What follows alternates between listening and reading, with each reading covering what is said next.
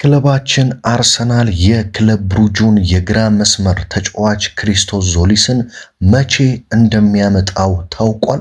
በነገራችን ላይ በርካታ የአርሰናል ደጋፊዎች ክሪስቶስ ዞሊስ መቼ ነው የሚመጣው፣ አርሰናል ጥያቄውን የሚያቀርበው መቼ ነው በሚል በጣም ግራ ተጋብተዋል። ነገር ግን አርሰናል ክሪስቶስ ዞሊስን መቼ እንደሚያመጣው ታውቋል ማለት ነው። እንደዚሁም ደግሞ ስለ ብሩኖ ጉማሬሽም ወሳኝ የተባለ መረጃ ተሰምቷል። በነገራችን ላይ ሚኬል ሜሪኖ አርሰናልን በዚህ ክረምት እንደማይለቅም አሳውቋል።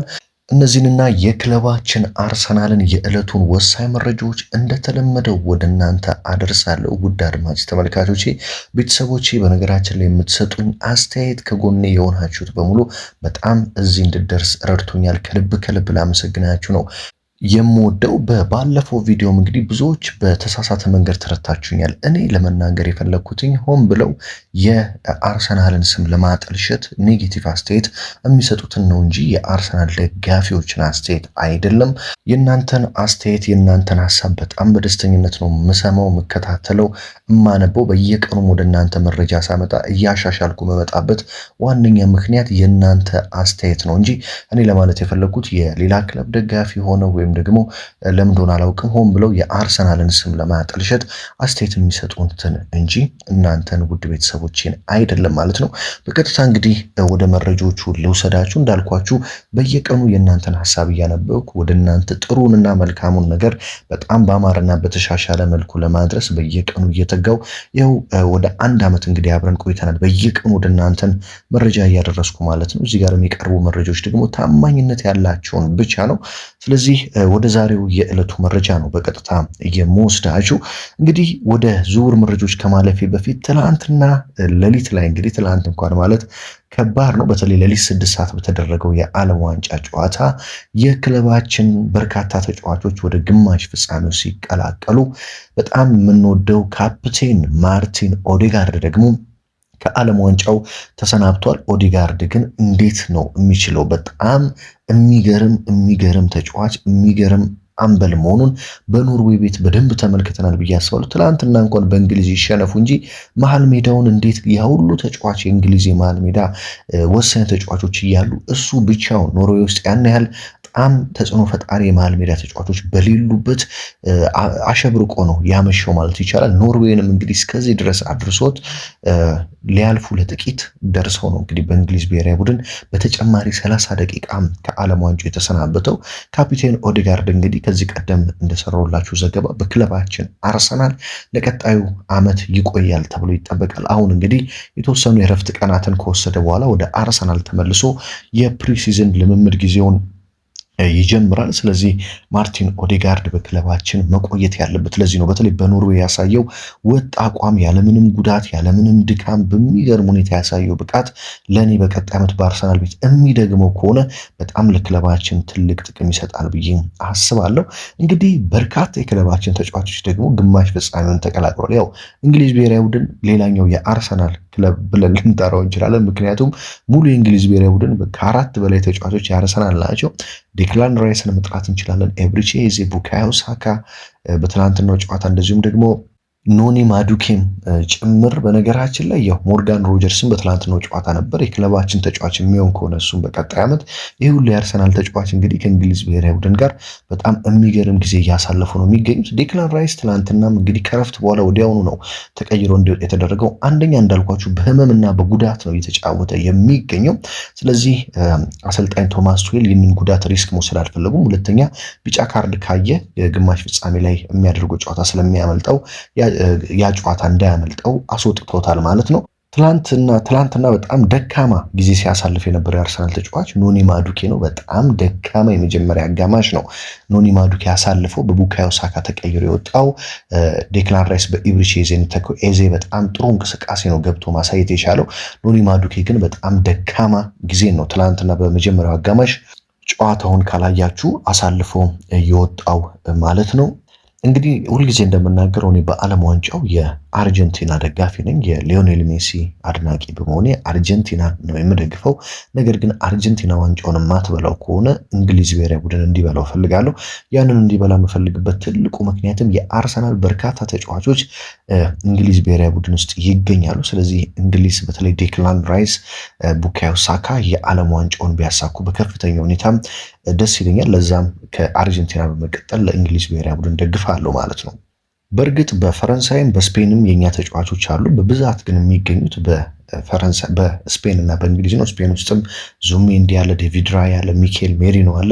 በነገራችን ላይ ሚኬል ሜሪኖ ምን አይነት የዓለም ዋንጫ ነው እያሳለፈ የሚገኘው? በሁለት ጨዋታዎች ላይ ተቀይሮ ገብቶ ከ80 ደቂቃ በኋላ ሁለት ወሳኝ ግቦችን አስቆጥሮ ስፔንን እንግዲህ ለግማሽ ፍጻሜ ማሳለፍ ችሏል። ከፖርቹጋል ጋር በነበረው ጨዋታ በ91ኛው ወይ በ92ኛው ደቂቃ አካባቢ የሚገርም ግብ አስቆጥሮ ስፔንን ይዞ ማለፍ ቻለ። ከትላንትና ወዲያም ደግሞ ከቤልጂየም ጋር በነበረው ጨዋታ በአስደናቂ ሁኔታ እንግዲህ ገብቶ በሁለተኛው ንክኪ ተቀይሮ ከገባ በ117ኛ ሰከንድ ግብ በማስቆጠር እንግዲህ ሀገሩ ስፔንን ወደ ቀጣይ ዙር ይዟት ማለፍ ችሏል ማለት ነው። ሚኬል ሜሪኖ እንግዲህ በተለይ አሰልጣኝ ሚኬል አርቴታ በጣም ሊደነቅ ይገባል በሚኬል ሜሪኖ ምክንያት። ያ እንግዲህ በሪያል ሶሲዳድ ያለ በሚድፊልደርነቱ ብቻ የሚታወቀው ያን ያህል ወደፊት እየሄደ በማጥቃት የማይታወቀውን ተጫዋች አርሰናል ቤት አምጥቶ አጥቂ አድርጎ አጫውቶት እዚህ ይላቸዋል። በተለይ ካቻምና ጉዳት ሲገጥመን አጥቂያችን ላይ ባዶ ስንሆን ሚኬል ሜሪኖን አጥቂ አድርገን ተጫወተን በርካታ ግቦችን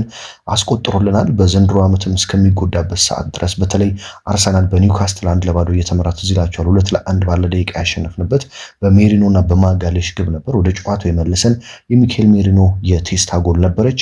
ታዲያ አሰልጣኝ ሚኬል አርቴታ በጣም የሚገርም አጥቂን ያደረገው የማይምር በተለይ ሳጥን ውስጥ ካገኛችሁ በፍጹም የማይምር አጥቂ ነው አሰልጣኝ ሚኬል አርቴታ ያደረገው።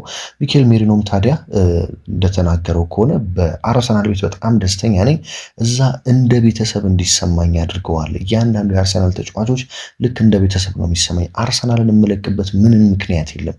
ሚዲያዎች በዚህ ክረምት አርሰናልን እንደምለቅ ያወራሉ፣ ነገር ግን በፍጹም አርሰናልን አልለቅም፣ ደስተኛ ነኝ ሲል ግልጽ አድርጓል ማለት ነው። ስለዚህ የሚኬል ሜሪኖ መኖር በጣም ነው የሚጠቅመን።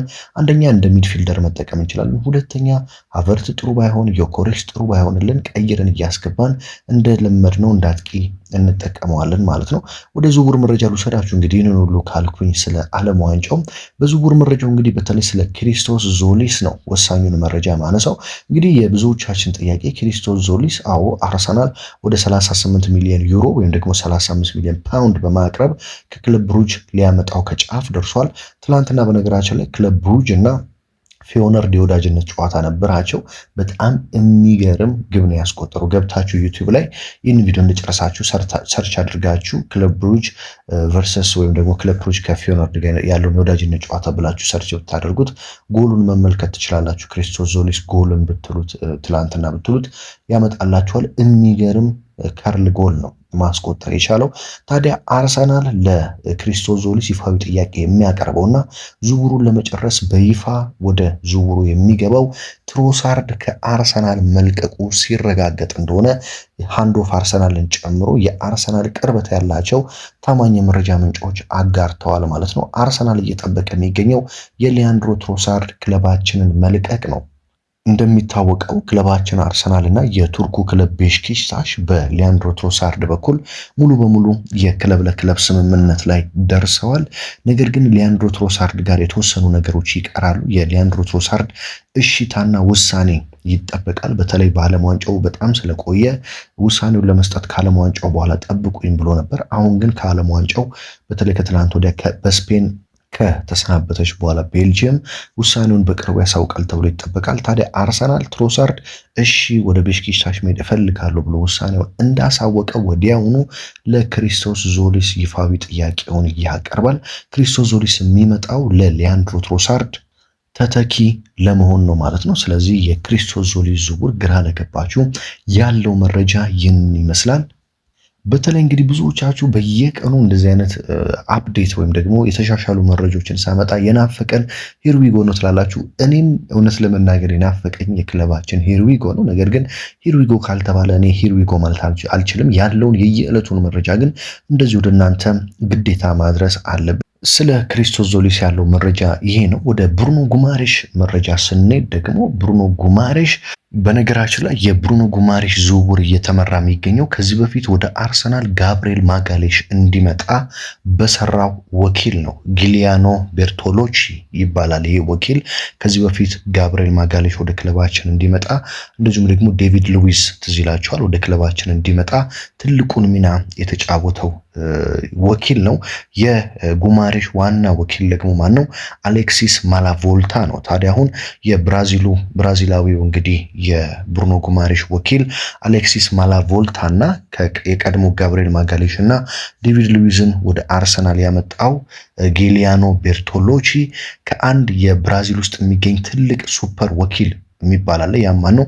ኪያ ጁራብቺያን ይባላል። ይሄ በብራዚል ውስጥ ሱፐር ወኪል ተብሎ ነው። ጁብራቺያን የሚል ትልቅ የሆነ የብራዚል ተጫዋቾችን ወደ ዓለም ሁሉ ወደ አውሮፓ የሚያዘዋውር ትልቅ ድርጅት አለው። ስለዚህ እነሱ ናቸው አሁን ብሩኖ ጉማሬሽን ወደ አርሰናል እንዲዘዋወር በከፍተኛ ሁኔታ እየሰሩ የሚገኙት ማለት ነው። ብሩኖ ጉማሬሽ ራሱ ለአሰልጣኝ ኤዲ ሃው ለኒውካስትሉ አሰልጣኝ ክለቡን መልቀቅ እፈልጋለሁ፣ በቀጣይ ዓመት ለኒውካስትል መጫወት ሳይሆን የምፈልገው ለሻምፒዮኖቹ አርሰናሎች ነው፣ ለአርሰናል የመጫወት ትልቅ ፍላጎት አለኝ በሚል በግልጽ አሳውቋቸዋል። ብሩኖ ጉማሬሽ እንግዲህ ጥሩነቱ ምንድነው? እንደ አሌክዛንደር አይዛክ አምና እንግዲህ ትዝ ይላቸዋል ሊቨርፑል ለመግባት ሲል ልምምድ አልገኝም፣ በኒውካስትል እንትኖች ላይ አልገኝም የሚል አድማ አድርጎ ነበር።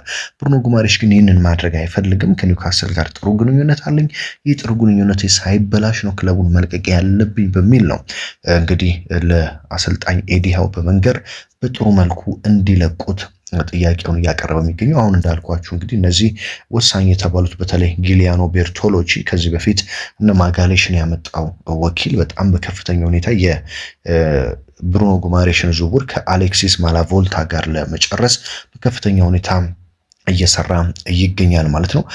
በተለይ ደግሞ ከዚህ ውጪ በተከላካይ ስፍራ ላይ በጁሪየን ቲምበር እና በመሃል ተከላካይ ላይ አርሰናል ምን ያህል ተጫዋች ማንን እየተመለከተ ነው የሚለውን በቀጣይ መረጃ በደንብ ወደ እናንተ አደርሳለሁ። ምክንያቱም በጣም የብዙ ተከላካዮች ስም ከክለባችን አርሰናል ጋር እየተያዘ ነው የሚገኘው። የትኛው ተከላካይ ላይ አርሰናል በደንብ እየሰራ ነው የሚለውን በቀጣዩ መረጃ ወደ እናንተ የማደርስ ይሆናል። መሃል ሜዳ ላይ በነገራችን ላይ አርሰናል የሮማውን ተጫዋች ማኑ ኮኔንም እየተመለከተው ነው። ማኑ ኮኔ ማለት አሁን ለፈረንሳይ ብሔራዊ ቡድን መሃል ላይ ቋሚ ሆኖ የሚጫወተው የሮሞ ተጫዋች ራስታው ተጫዋች ጥቁሩ ተጫዋች ከተመለከታችሁት እሱ ማለት ነው። ማኑ ኮኔ ማለት በዩናይትድን በጥብቅ እየተፈለገ ነው።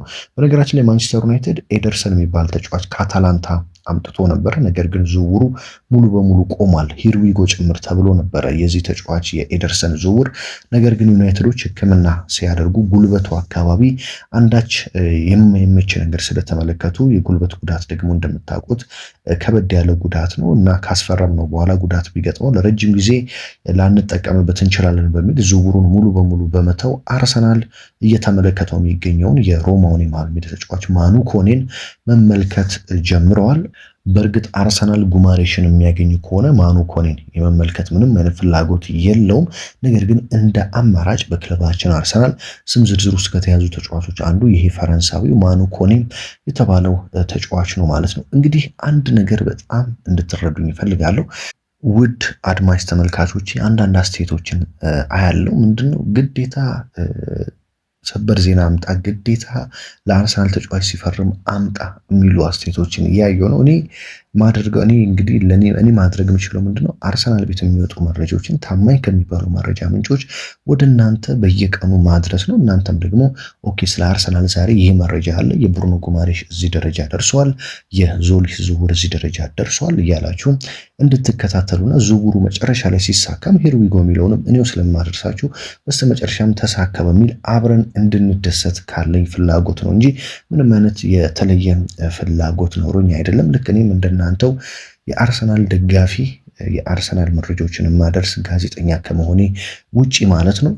እና ደግሞ እንደምታውቁት የክለባችን ዝውውር ሁልጊዜ እንደዚህ ሀተታ ይበዛዋል። በየቀኑ አዳዲስ ነገሮች ባንዴ ሂር ዊ ጎ አይባልም። በእርግጥ ዝውውር ባንዴ ተነስቶ እንትና ወደዚህ ሄደ ቢባል ያን ያለ ሳቢም አይሆንም። እንዳልኳችሁ ነገሮች እየታዩ ተጫዋቹ ይጠቅመናል አይጠቅመንም የሚሉ እንደዚህ አይነት ነገሮች ሲሆኑ ዝውውሩን አጓጊ ያደርገዋል። ስለዚህ እኔ በቻልኩት አቅም ለእናንተ ለቤተሰቦቼ ለአርሰናል ለመድፉ ደጋፊዎች የክለባችንን መረጃ በየቀኑ ማድረስ ስራዬ ነው። እናንተም ደግሞ እስካሁን ድረስ አብራችሁ ናችሁ። ለዚህም በጣም ነው ከልብ እማመሰግናችሁ። በነገራችን ላይ በጣም በርካታ ውድ ቤተሰቦቼ በቪዲዮ እንድመጣ ብዙ ጊዜ ጠይቀውኝ ነበረ። ላይቭ እንድጀምርም ቀጣይ ዓመት ኳስ ሲጀመር ቀጥታ እንዳስተላለፍም ጥያቄ ያቀርቡልኛል። ብዙዎች እንደውም የባንክ አካውንትን የንግድ ባንክን አስቀምጥልን በቻልነው አቅም ሰፖርት አድርገን የላይቭ ፕሮግራም እንድጀምርልን እንፈልጋለን የሚል ብዙ ጥያቄ እየጠየቃችሁ ነው። ለዚህም በጣም ነው የምወዳችሁ፣ በጣም ነው የማመሰግናችሁ። በቀጣይ እንዳልኳችሁ እንግዲህ ሁሉንም ነገር አካውንቱን ማስተካከዬ ወደ እናንተ የማደርስ ይሆናል። በተለይ በቀጣይ ዓመት ላይቭ ስትሪም የመጀመር የቀጥታ የአርሰናልን ኳሶች ወደ እናንተ የማድረስ እቅዱ ስላለ ማለት ነው። እሱን በቀጣይ ጥንክሬ ምን አዲስ ነገር አለ የሚለውን በቀጣዮቹ ጥንክሬ ወደ እናንተ አደርሳችኋለሁ። ለማንኛውም በቀጣይ መረጃ እስከምንገናኝ ድረስ ዛሬ ያሉት የአርሰናል መረጃዎች ይህንን ይመስላሉ። ላመሰግናችሁ ስለወደድኩ ነው እንግዲህ ብዙ ያልኩትኝ። በቀጣይ መረጃ እስከምንገናኝ በያላችሁበት ሁሉ ሰላም ተመኘውላችሁ።